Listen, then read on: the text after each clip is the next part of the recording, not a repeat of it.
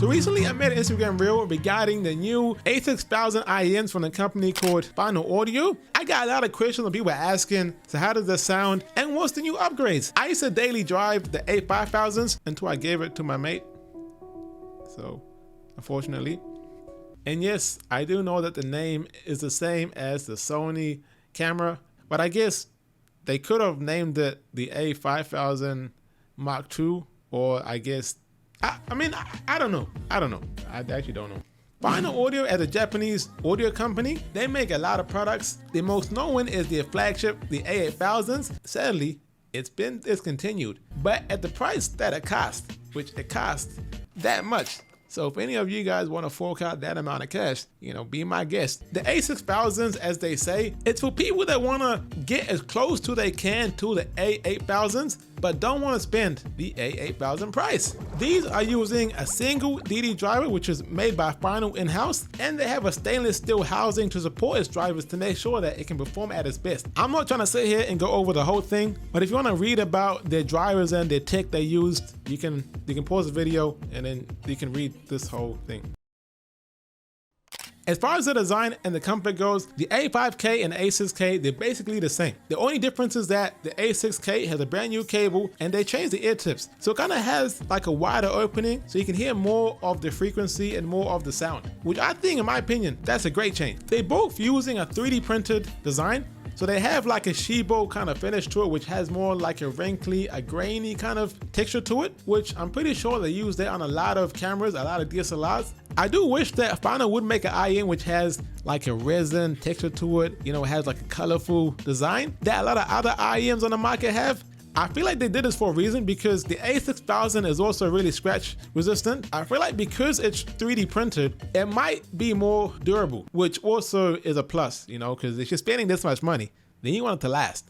These are the most comfortable IEMs I've ever tried. Like, they fit flush against my ears. Like, I can wear them for hours and I just won't feel any fatigue. I've tried a lot of IEMs and like comfort wise, bro, these are top tier. I give these a 10 as far as how comfortable these are. These being comfortable, these having a 3D printed, a Shiba, bro, none of that all matters if the sound is shit, and that's facts.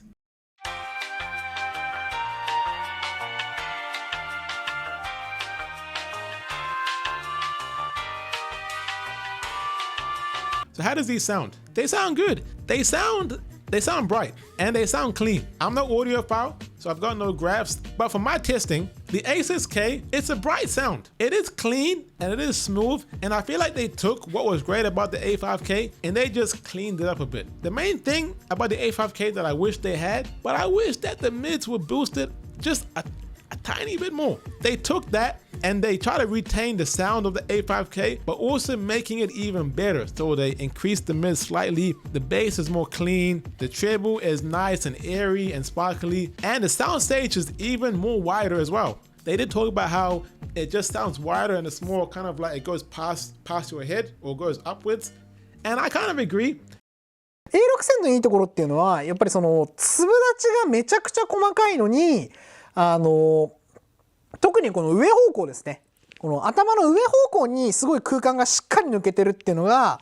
As far as the imaging and the separation goes, the A5K was already really good, but the A6K is just improved. But if you're not really a bright, or if you're not really like a triple hit, or you're not really a fan of a bright sound, I would steer clear of this IEM.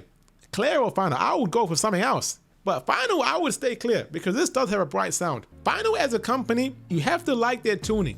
If you look at their tuning, especially when it comes to the A5K, which I guess it is a B-shaped sound, but at the same time, it's just something where their tuning is unique. You either like it or you either hate it. As far as the guitars, instruments, they sound lush, nice, and present. The vocals are nice and clear. They have a nice airiness, a nice sparkle to them. And as far as the bass, like the bass is nice, but it's not the main focus. It takes a back seat, and I like that. Now don't get it twisted. The A6K, like, it got bass. It's got that thump, but it leans more towards like a neutral, smooth, it's easy to listen to, unless you don't like a bright sound.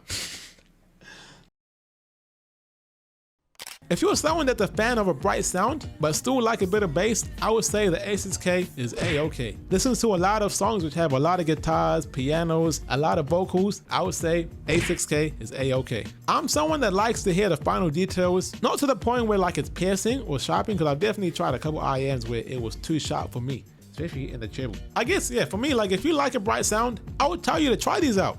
Try these out and see what you think. But if you're someone that is like, I don't like this kind of sound, then, you know, I guess by all means, try something else. But anyways, this is my review.